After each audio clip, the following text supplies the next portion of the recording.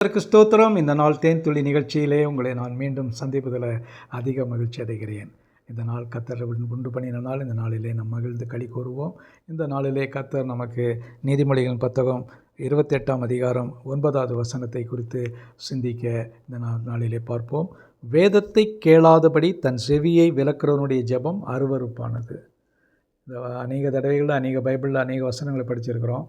ஜெபம் கேட்கப்படும் என்று தான் சொல்லப்பட்டிருக்கிறது.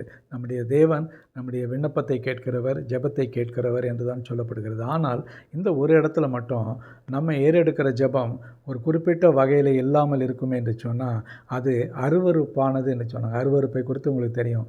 ஆங்கிலத்தில் அபாமினேஷன் அன்டு காட் என்று சொல்லப்படுகிறது. அது நிச்சயமான ஒரு தேவனுக்கு பிடிக்காத ஒரு காரியம்.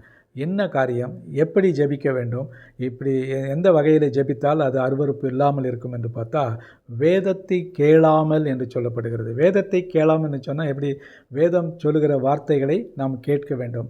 முதலாவது நம்ம கையில் கொடுத்துருக்கிற வேத புத்தகத்தில் உள்ள வசனங்களை படிக்க வேண்டும். வேத புத்தகம் இப்பொழுது தான் நம்முடைய கருத்தில் இருக்கிறது. அந்த காலங்களிலே பார்க்கும் பொழுது அநேக பழைய ஏற்பாட்டிலே அந்த பஞ்சாகமங்கள் இருந்தது, மற்ற புத்தகங்கள் இருந்தது, நீதிமொழிகள், சங்கீதங்கள் எல்லாம் இருந்தது. அதை படித்து அதில் என்ன சொல்லப்பட்டிருக்கிறதோ அவைகளை கேட்க வேண்டும். ஆனால் இன்றோ நமக்கு அருமையாக வேதம் கையில் கொடுக்கப்பட்டிருக்கிறது. அந்த வேதத்தை கேட்க வேண்டும். வேதத்தில் நான் எப்படி ஜெபிக்க வேண்டும், எப்படி நடக்க வேண்டும், எப்படி நான் ஆண்டவரிடத்தில் நான் ஜெபங்கள் எல்லாம் ஏறெடுக்க வேண்டும் என்று பார்க்கின்ற வழியில் பல வகையிலே பல ஆலோசனைகள் சொல்லப்பட்டிருக்கிறது. வேதத்தின் படி என்று சொன்னால் சரியான படி, ஒழுங்கானபடி நம்ம ஜெபிக்கின்ற வேளையில் நம்முடைய ஜெபம் கேட்கப்படும். அது தேவனுடைய பார்வைக்கு அருவருப்பாக இருக்காது.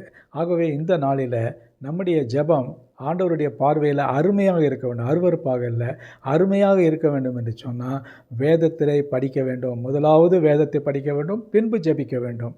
வேதத்தை படித்துவிட்டு வேதத்தில் கர்த்தர் நம்மோடு கூட பேசுகிறார் அல்லவா, அந்த வேத வசனங்கள் மூலமாக அதை வைத்து ஆண்டவருடைய பாதத்தில் ஜெபிக்கின்ற வேளையில் நம்முடைய ஜெபங்கள் நிச்சயமாக ஏற்றுக்கொள்ளப்படும். அது ஒரு காலத்திலும் அருவருப்பாக இருக்காது. ஜெபிப்போமா? நல்ல ஆண்டவரே, நன்றியோடு துதிக்கிறோம். எங்களுக்கு நல்ல ஒரு எச்சரிப்பை நீதிமொழிகள் வசனத்தில் கொடுத்ததற்காக ஸ்தோத்திரம். இந்த நாட்களில் எதையோ நாங்கள் ஜெபிக்கிறோம், எப்படி ஜெபிக்க வேண்டும் என்று தெரியாமல் ஜெபிக்கிறோம். ஆனால் இது வேதத்தின் ஆதாரத்தோடு கூட எங்களுடைய செவியை விலக்காமல் நாங்கள் ஜெபிக்க எங்களுக்கு உதவி செய்யுங்க. மீட்பர் இயேசுவின் நாமத்தில் ஜெபிக்கிறேன் நல்ல பிதாவே, ஆமேன், ஆமேன். கர்த்தர் உங்களை ஆசீர்வதிப்பாராக. இந்த நாள் ஒரு ஆசீர்வாதமான ஒரு நாளாக உங்களுக்கு அமையட்டும்.